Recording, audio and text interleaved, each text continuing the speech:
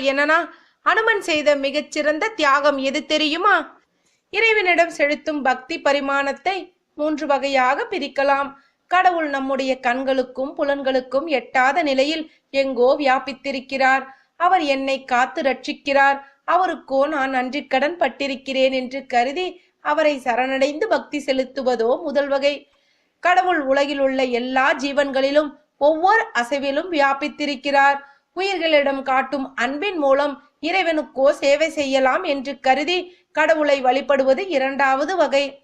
கடவுள் என்னுள்ளே இருக்கிறார், அவரை வேறெங்கும் தேட வேண்டியதில்லை, என்னுள்ளே இருந்து என்னை இயக்கும் இறைவனே என்னை வழிநடத்துகிறார் என்று கருதி தன்னையே தூய்மைப்படுத்திக் கொண்டு தன்னுள்ளே வாழும் இறைவனிடம் சரணாகதி அடைந்து சேவை செய்வதோ மூன்றாவது வகை. அனுமனின் பக்தியோ இந்த மூன்றாவது வகையை சேரும். ராமாயண காவியத்தில் ராமனுக்கு அடுத்தபடியாக